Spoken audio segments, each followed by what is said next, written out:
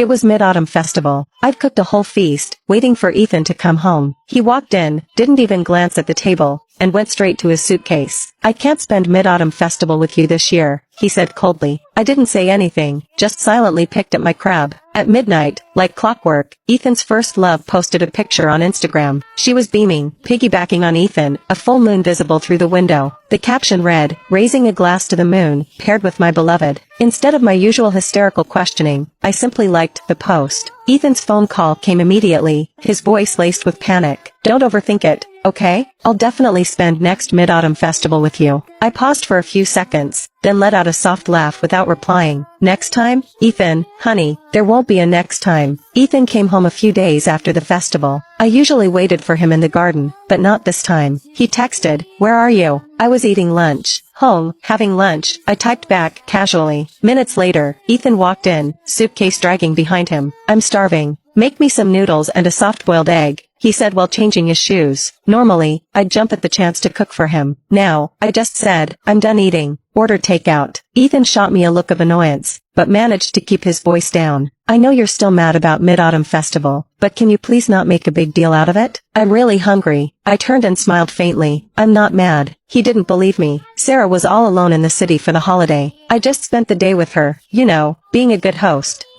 I know," I replied evenly. Ethan stared, as if trying to see through me. Then, he looked down, suppressing his irritation. "What's the point of this? I'm tired. I don't want to fight. Can you just be reasonable?" I met his gaze. "I'm not fighting. Are you done? I need to do the dishes." Ethan watched me in silence for a moment, then pulled a necklace out of his pocket and handed it to me. He looked down at me, simply saying, "Here's your gift." The necklace wasn't wrapped, a stark contrast to the beautifully packaged gift Sarah had shown off on Instagram. I showed no excitement. "Thanks," I said politely, and nothing more. A flash of annoyance crossed Ethan's face. "That's it?" he snapped. "That's it," I confirmed. His face turned red. He held out his hand. "Where's mine?" I suddenly remembered. "Oh, sorry, I forgot," I said apologetically. "I'll just send you some money. Get yourself something." I grabbed my phone and sent him $20. Ethan's eyes widened, clearly surprised I'd forgotten. I'd always been big on gifts, making sure we exchanged presents for every holiday, even when he forgot. For years, I'd kept up the tradition, always finding something special for him. The air thickened with awkwardness. I went to the closet, changed my clothes, and headed for the door. "Where are you going?" Ethan called after me. "Out with my friends," I replied calmly, and closed the door, ignoring his shouts. After we started dating, I'd stopped going out with my friends because Ethan didn't like me partying. They all thought I was a killjoy, always assuming I was stuck at home because Ethan was so controlling. Now, finally, I could see them. Later, as we were leaving the bar, my friends complained, "We thought you ditched us for that guy. Don't do that again. Guys come and go, but friends are forever." I nodded enthusiastically. "From now on, I'm coming to everything, I promise." I'd focused all my energy on Ethan, letting my own social life wither. Now, it seemed like such a stupid choice. I glanced at my phone. Ethan had returned the money. I got home around 3 a.m. I flicked on the lights to find Ethan sitting on the couch. For a moment, I was disoriented, wondering if I was hallucinating. He saw me, drunk, and instead of helping me, just looked at me with disapproval. "Seriously, Olivia, do you have any self-respect? A married woman out getting wasted like this? It's pathetic," he sneered. My head was spinning. His voice made it worse. I steadied myself against the wall and stumbled to the couch. Ethan wrinkled his nose at the smell of alcohol. "Didn't I tell you I don't like your friends? And you're out partying with them again? Sarah and I aren't what you think. We're just friends right now. You really don't need to get this drunk over her," he continued. I leaned my head on my hand, groaning. "You're imagining things. I just had a few drinks because I was having fun with my friends." Seeing my state, Ethan's voice rose. "Enough. I'm trying to give you an out. So what's your problem? Don't push me. My patience has limits. I'm not a saint. I can't keep putting up with this." My head throbbed, his voice making it worse. I rubbed my temples. "Are you finished? Because I'm going to bed." Ethan took a deep breath,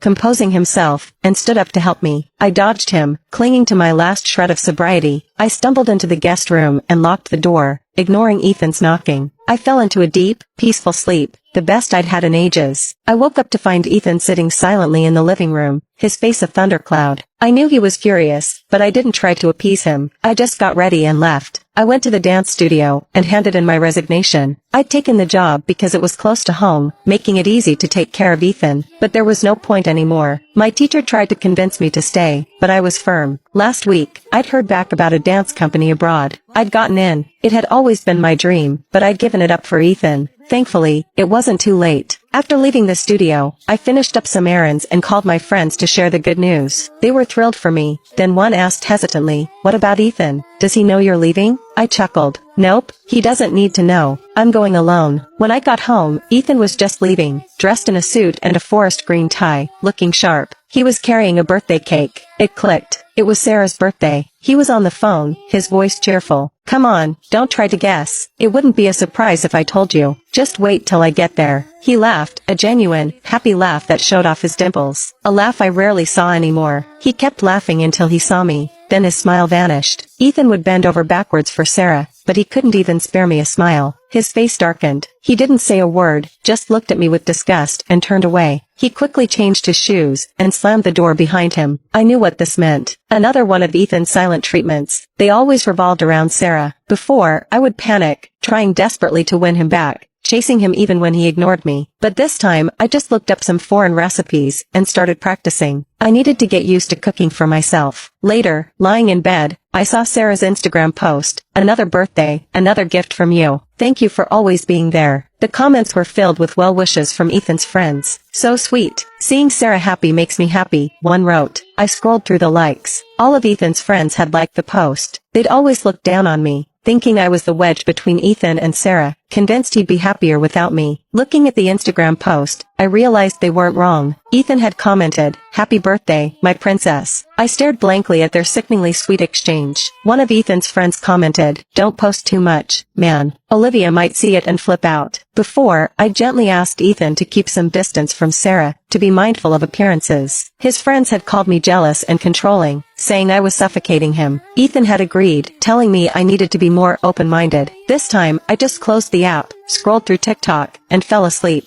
Ethan woke me up when he got home. "Olivia," he yelled, "your boyfriend's out all night and you don't even bother to check in?" My friends' girlfriends called him constantly. "What's your deal?" I stared at him, confused. I'd done this before, and he'd said, "I'm in a relationship, not prison. Please give me some space. I can't breathe." Now I wasn't calling, and he was complaining. I couldn't figure out what he wanted, but I didn't bring up the past. I simply replied, "Why would I keep calling you when you're out with friends? You and Sarah are all friends. I have nothing to worry about." Ethan looked stunned, probably shocked I'd mentioned Sarah so calmly. Then, he seemed to understand. That post was just a friendly gesture, nothing more. "Don't overthink it," he explained. I shook my head, about to speak, but he cut me off. "Or do you think I shouldn't have gone to Sarah's birthday? We've known each other for 10 years. We dated briefly, but now we're just good friends. It was the right thing to do." I looked at him sympathetically. "I know. It's late. Go to bed." Ethan was silent. He stared at me, as if trying to confirm I wasn't angry. He didn't find the answer he was looking for. He reached for my waist, but I subtly moved away. "Which bedroom do you want?" I asked blandly. Surprise flickered in Ethan's eyes. I'd always craved his touch. He slammed the guest room door and went to the master bedroom. As soon as he left, I fell back asleep. Since I'd stopped caring, even sleeping had become easier. The next morning, the studio director called. He'd somehow heard about me going abroad. He wanted to have a farewell dinner, but I tried to decline. He insisted, eventually mentioning he was organizing a get-together for everyone at the studio.